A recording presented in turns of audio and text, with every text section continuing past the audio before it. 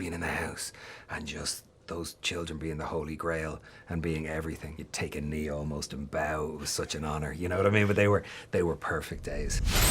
Margot and Colin, welcome back to Heart's Evening Show. Are you well? Well, yeah, doing great, thanks. How are man. you? I'm in a really reflective mood, right? I've just seen your brilliant film, A Big, Bold, Beautiful Journey, and I went and sat in a coffee shop for about an hour and stared out of a window and thought about a lot of moments in my life, some good, some questionable.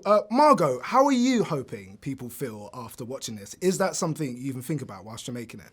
I hope, I mean, you know you're watching a great movie when you have to go sit in a coffee shop an hour afterwards and think. I mean, I love that. I love seeing a movie and walking out and just feeling like my reality's been altered slightly. And I do hope this movie does that for people. But yeah, I think it is one of those, the concept in itself lets you kind of reflect on things you've done in the past.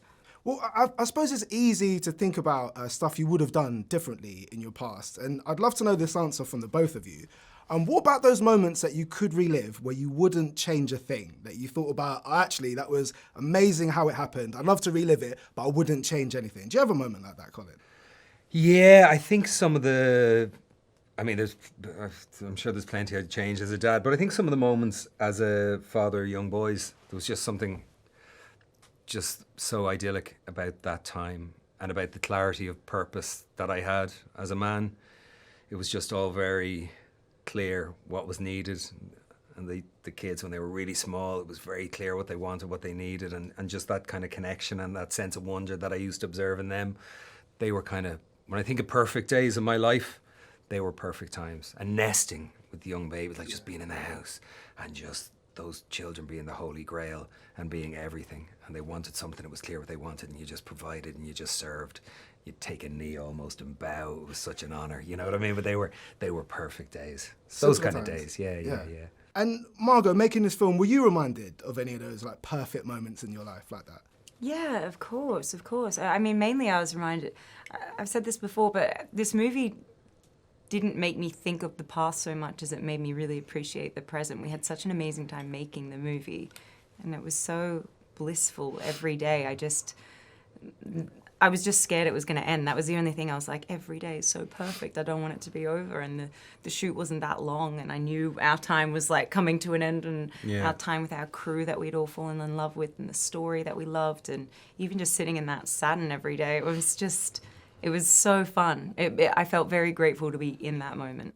Well, I also really loved the Saturn, in particular the GPS, which is like the ultimate matchmaker.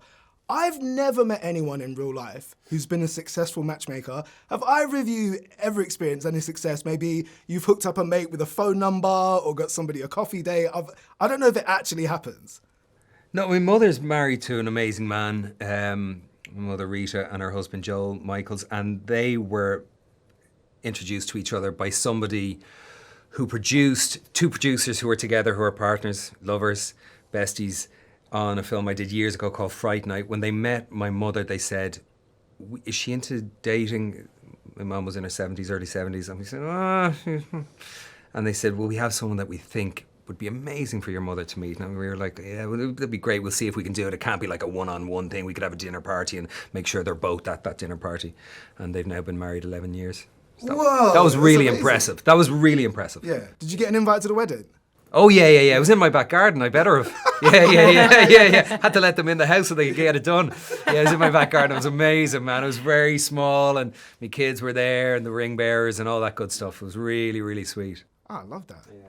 Amazing. No experience of you being a successful matchmaker, Margot? I'd say you're a great matchmaker. I feel like I'm a very good wing woman too. I've got one friend who I remember saying for years, I was like, I know the guy that you should be with, and now they are together. Really? I didn't physically put them on the same date, but I was in her ear for a couple of years being like, I'm telling you. Really? You're going after the wrong guys. I'm telling you. Yeah. You're like the good angel. Yeah, exactly. I love that.